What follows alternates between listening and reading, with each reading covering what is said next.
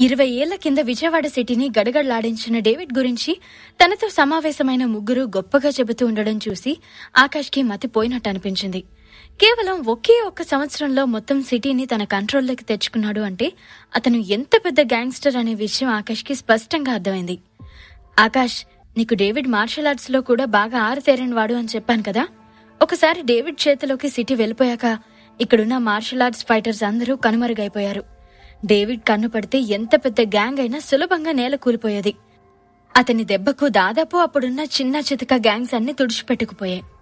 అతని అరాచకమైన క్రూరమైన దెబ్బకు మొత్తం సిటీలో ఉన్న మార్షల్ ఆర్ట్ ఫైటర్స్ నామరూపాలు లేకుండా పోయారు. 100 మంది ఫైటర్స్ అతను చేసిన దాడిలో చనిపోయారు. ఆ టైంలో ప్రతి గ్యాంగ్కి మార్షల్ ఆర్ట్ ఫైటర్సే దిక్కు. కానీ వాళ్లే డేవిడ్ దాడికి చనిపోవడం, కొంతమంది గాయపడ్డంతో రెక్కలు తెగిన పక్షుల్లా దారుణంగా దెబ్బతిన్నాయి ఆ గ్యాంగ్స్. మిగిలిన కొంతమంది ఫైటర్స్ ప్రాణాలు చేతపట్టుకుని సిటీ వదిలి పారిపోయారు. నేను చూసిన వాళ్లలో అతనే అత్యంత dangerous gangster. He is the original gangster అని ఆవేశంగా చెప్పుకొచ్చాడు జయకృష్ణ. జయకృష్ణ, శంకర్, పీటర్ ఇంకా సిటీలో ఉన్న చిన్న చేతిక గ్యాంగ్స్టర్స్ అంతా ఒకప్పుడు డేవిడ్ ని చూసి ఇన్ఫ్లుయెన్స్ అయిన వారే. జయకృష్ణ, శంకర్ ప్రస్తుతం ఈ స్థాయిలో ఉన్నారంటే కారణం డేవిడ్ మాత్రమే. అయితే ఈ విషయం బయటకు చెప్పలేదు జయకృష్ణ. ఇంతలో శంకర్ కూడా మధ్యలోకి దూరి, బాస్, ఇదంతా చెప్తే మరీ అతి చెప్తున్నట్టు అనుకుంటారు. కానీ డేవిడ్ వాడే టెక్నిక్స్ ఎవరి వల్ల అయ్యేది కాదు. చాలా పద్ధతిగా మాటు వేసి గ్యాంగ్స్ ని అంతం చేసేవాడు. ముందు కొమ్మలు నరికి అది చెట్టని ఆనవాలు లేకుండా చేసి ఆ తర్వాత మళ్లీ మొలకెత్తకుండా మొత్తం వేర్లతో సహా పెరిగి పడేసేవాడు. అంటే ముందు ఆ గ్యాంగ్ కి బలంగా ఉన్న ఫైటర్స్ ని వేసేసి ఆ తర్వాత ఆ గ్యాంగ్ ఫ్యామిలీని చంపేసేవాడు. అలా వాటిని మళ్లీ ఎదగకుండా నామరూపాలు లేకుండా నరికేసేవాడు. దీన్ని మేమంతా డేవిడ్ టెక్నిక్ అని పిలుచుకునేవాళ్ళం అని చెప్పాడు శంకర్. అవునాకాష్, డేవిడ్ కి ఎవడు ఎదురు వెళ్లినా ఈ టెక్నిక్ తోనే వాడిని అంతం చేసి మళ్లీ ఎదిరించకుండా చేసేవాడు. ఊచకొత కోసేవాడు. అప్పట్లో సిటీ అంతా డేవిడ్ పారించిన రక్తమే ఎక్కువ వేగంగా పరుగులు పెట్టేది అని చెప్పి నిట్టూర్చాడు జయకృష్ణ. జయకృష్ణ చెప్పిందంతా విని ఆకాష్ తల పట్టుకున్నాడు. కాసేపటికి ఆలోచనల నుండి బయటకొచ్చి, మరా తర్వాత ఏమైంది అని అడిగాడు ఆకాష్. అదే ఇప్పటికీ చిక్కుబిడని పెద్ద రహస్యం ఆకాష్. సిటీలో తన హవా చూపించి ఇంకా కొన్నాళ్ళకి డేవిడ్ కనిపించకుండా పోయాడు. ఎక్కడికి వెళ్లాడో తెలీదు. కాని సడన్ గా అదృశ్యమైపోయాడు. ఏమయ్యాడో తెలీదు. అతని పేరు మాత్రం అలాగే నిలిచిపోయింది. David, the original gangster of this city అని చెప్పాడు శంకర్. కొందరు చనిపోయారు అంటారు. మరికొందరు ఈ రక్తపాతం చూసి చూసి విసిగెత్తి కాశీకి వెళ్లిపోయాడని కూడా చెప్పుకుంటారు. అయితే డేవిడ్ పేరుతో దందాలు మాత్రం అలాగే కొనసాగేవి. ఇంకొందరు ముంబై, ఢిల్లీ లాంటి పెద్ద పెద్ద సిటీస్ తన ఆధీనంలోకి తెచ్చుకునేందుకు అండర్ గ్రౌండ్ కి వెళ్లిపోయాడని, అక్కడ అండర్ వరల్డ్ మాఫియాని శాసిస్తున్నాడని చెప్పుకుంటారు. ఇది ఎంతవరకు నిజమనేది ఇప్పటికీ తెలీదు. అవి ఆధారాలు లేని వార్తలు మాత్రమే అని చెప్పాడు జయకృష్ణ. జయకృష్ణ చెప్పిందంతా విన్న ఆకాష్ డేవిడ్ అంత ఈజీగా చనిపోయే రకం కాదని అతని మనసులో అనుకుంటూ తలాడించాడు. ముంబై, ఢిల్లీ లాంటి మహానగరాలను స్వాధీనం చేసుకోవడం కూడా అంత సులభం కాదు. ముంబై, ఢిల్లీ నుంచి ఎదురయ్యే ప్రతి ఘటన ఎదుర్కోవడం ఎంత పెద్ద గ్యాంగ్స్టర్ కైనా ఈజీ కాదు. అక్కడ ఇంటర్నేషనల్ మాఫియా ఇన్వాల్వ్ అయి ఉంటుంది. అయితే డేవిడ్ కి ఏదైనా జరిగితే అది దేశమంతా చర్చ జరిగేది. అలాంటిది ఏదీ జరగలేదు. అందుకే తాను కూడా డేవిడ్ చనిపోయే అవకాశం లేదని అనుకున్నాడు. డేవిడ్ కనిపించకుండా పోయాక విజయవాడలో గందరగోళం ఏర్పడింది. మళ్లీ సింహాసనం అధిష్ఠించేందుకు సిటీలోని అన్ని ముఠాలు విశ్వ ప్రయత్నాలు చేశాయి. అందులో సత్య కూడా ఉంది. తానే విశ్వ ప్రయత్నం చేసింది అని చెప్పాడు శంకర్. ఆ మాట చెప్పగానే ఆకాష్ కనుబొమ్మలు ముడుచుకున్నాయి. డేవిడ్ కనిపించకుండా వెళ్లకుంటే జయకృష్ణ, శంకర్ ఇప్పటికీ డాన్స్ అయ్యేవాళ్లు కాదు. సత్య, సూర్యనారాయణలకి చిన్నపిల్లలు కూడా భయపడేవాళ్లు కాదు. కానీ డేవిడ్ వెళ్లిపోవడంతో అప్పటిదాకా ఉపవాసం ఉన్న అడవి జంతువుల్లాగా అండర్ వరల్డ్ మీద పడి చెలరేగిపోయారు అందరూ. శంకర్ సత్య పేరు తీయడంతో, హే శంకర్, నీకు మతిమరుపు అప్పటినుంచే ఉందా ఏంటి? డేవిడ్ వెళ్ళాక సత్య మాఫియాని శాసించాలని చూసిందా? ఊరుకోవయ్యా స్వామి, అప్పటికే ఆమె 7-8 ఏళ్ల పసి పాప మాత్రమే. ఆ టైంకి ఆమెకి ఏం తెలుసైనా అని చెప్పాడు జయకృష్ణ. డేవిడ్ ఇక్కడి నుంచి కనుమరుగైన సమయంలో సత్య ఇంకా పసిపిల్లేనని జై కూడా చెప్పడం విని ఆకాష్ తన 2 కళ్ళు చిట్లించి చూశాడు. ఏమన్నావు జై? మళ్ళీ చెప్పు. డేవిడ్ కనిపించకుండా పోయినప్పుడు ఆమె పసిపిల్లనా? అంటే ఏంటి?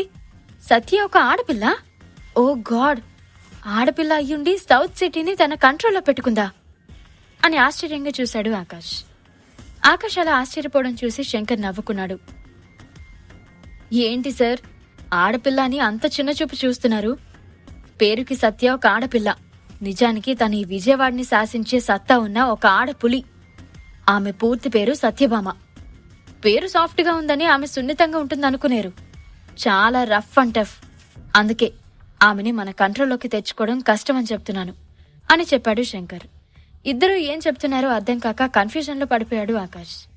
అసలేం జరిగింది ఏమీ అర్థం కావట్లేదు. ఒక ఆడపిల్ల ఏదైనా చేయగలుగుతుందంటే సరే, అది నేను అర్థం చేసుకోగలను, ఒప్పుకుంటాను. కానీ ఇది మగాళ్ల సామ్రాజ్యం కదా. ఇక్కడ ఒక లేడీ పవర్లోకి రావడం అనేది నిజంగా చాలా ఆశ్చర్యంగా ఉంది. లేడీ డాన్స్ గురించి సినిమాల్లో పుస్తకాల్లో వినడమే గాని మొదటిసారి రియల్ లైఫ్ లో వింటున్నాను.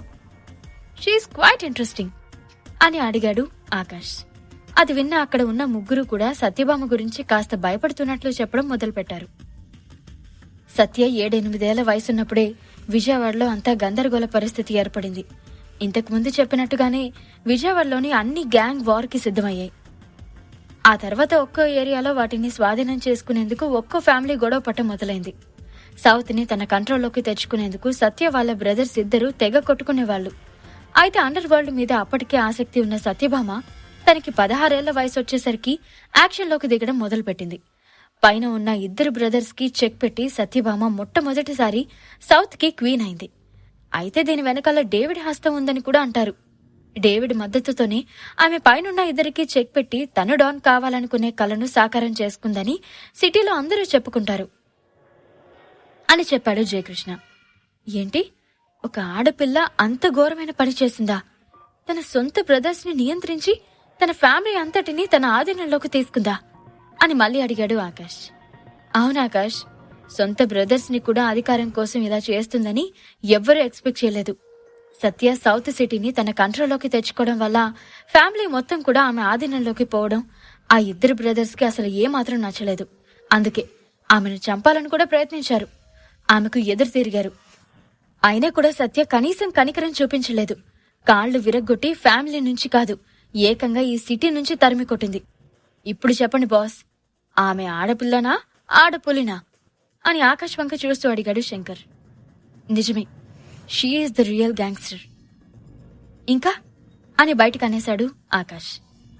సత్య తన సొంత అన్నయ్యల్ని సిటీ నుంచి తరిమి కొట్టిన తర్వాత ఇంకా తన కుటుంబంలో ఎవరెవరు ఎదురు తిరుగుతారో అందర్నీ కూడా గుర్తించి వాళ్ళని శిక్షించింది. కొందరిని బెదిరించింది, ఇంకొందరిని రహస్యంగా బంధించి పెట్టింది.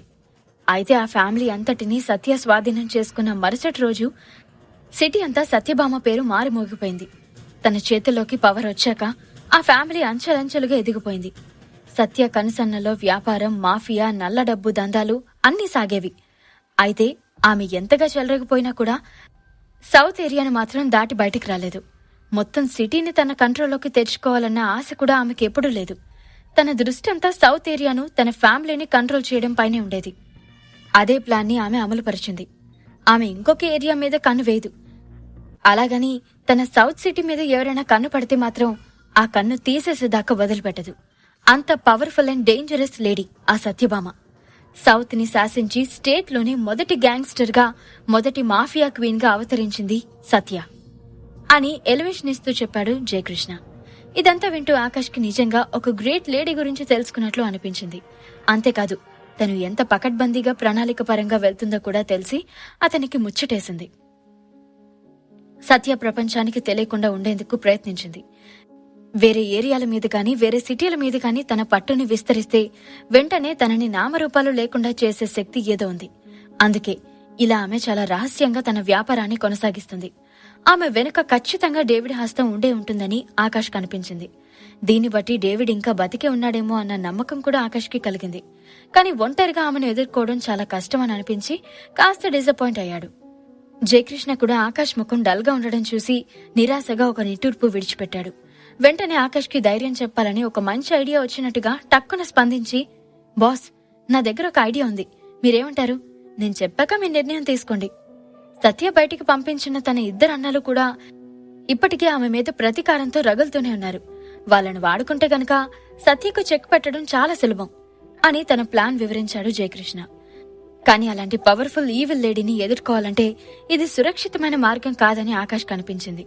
అదే జరిగేదయ్యుంటే ఇప్పటికే చాలా మంది గ్యాంగ్స్టర్స్ వాళ్ళిద్దరు అన్నయ్యలు పట్టుకుని సత్యను సింహాసనం మీద నుంచి కిందకి దించేవాళ్లు. కాని అది ఎలా జరగలేదు? తనకు కూడా వాళ్ళిద్దరి వల్ల సత్యభామను కంట్రోల్లోకి తెచ్చుకోవడం సాధ్యమో అసాధ్యమో అర్థం కాలేదు.